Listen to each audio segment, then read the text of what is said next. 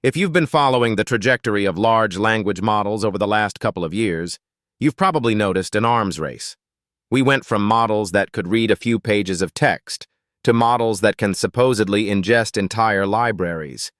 Context windows expanding from 8,000 tokens to 1,000,000, and recently, up to 10 million tokens and beyond. But there is a subtle, almost physical problem with just cramming more data into a single neural network forward pass. Even if a model theoretically supports a massive context window, its actual reasoning capability degrades sharply as the prompt gets longer. Researchers call this context rot, or the lost in the middle phenomenon. When an LLM is forced to divide its attention across millions of tokens simultaneously, its focus dilutes.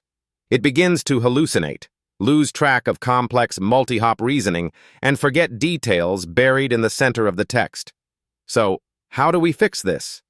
The traditional answer has been to just train larger models on larger GPUs. But what if the answer isn't a bigger brain, but a better strategy? To understand the solution, we have to rethink what a prompt actually is. Right now, we treat a massive 10 million token dataset as an input, something that must be entirely consumed by the model's weights all at once. In late 2025, researchers from MIT CSAIL, Alex Zhang, Tim Kraska, and Omar Khattab proposed a paradigm shift. They introduced a framework called Recursive Language Models, or RLMs. The core insight is beautifully simple. Stop feeding the entire haystack into the model. Instead, treat that massive context as an external environment. Imagine giving the language model access to a persistent Python RePL, a coding sandbox. Instead of dumping a 10 million token codebase or legal corpus directly into the model's neural activations, you simply load it as a variable in the Python environment. The LLM is then tasked to write code to programmatically examine, slice, and filter that data. Here is where the architecture gets interesting. We start with a root model. It sees the user's complex query, but it does not see the massive context. It only knows that the context exists as an array or string in its Python environment. To solve the problem, the root model writes a Python script to chunk the data. But it doesn't just use standard Python string matching. Because this is a recursive language model, the root LLM has a special function available to it in the RePL, the ability to call itself. The root model can spawn sub-LLM calls, delegating smaller, focused questions over specific snippets of the text. Think about the computational elegance of this. Instead of one giant matrix multiplying millions of tokens against millions of tokens, we divide and conquer. The submodels have tiny, high-quality context windows. They read their slice, extract the exact symbols or summaries needed, and return them as variables into the RePL. The root model never gets overwhelmed. It just sits at the top, dispatching worker threads, aggregating the returned variables, and synthesizing the final answer. At this point, you might be wondering, wait, isn't this just RAG? Or an agent framework like React? It's related but fundamentally more powerful. Traditional RAG relies on semantic search, like BM25 or vector embeddings, to fetch relevant documents.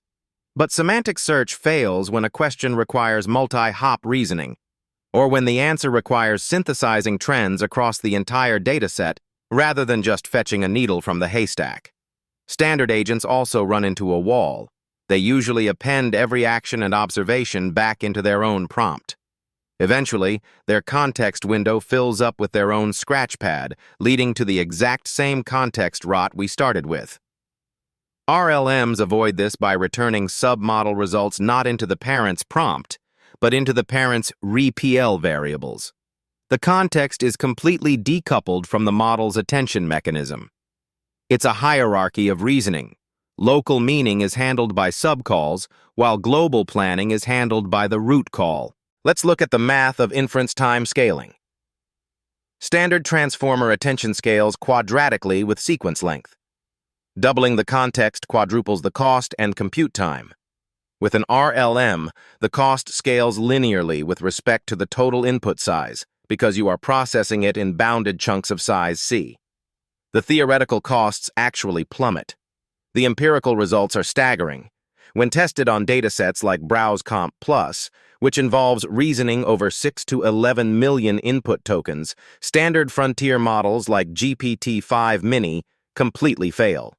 But wrap that exact same model in an RLM framework? It systematically explores the data and outperforms summarization and retrieval baselines by massive double-digit margins. Furthermore, RLM queries using GPT-5 actually ended up cheaper per query than forcing the base model to ingest the whole text due to token economics. The researchers didn't just build a scaffold for proprietary API models, they actually post-trained an open-source model, RLM Q138B, to natively think recursively.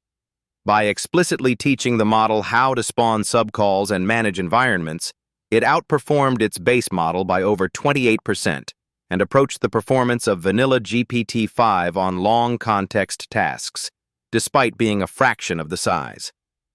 We've spent years trying to brute force our way to larger context windows.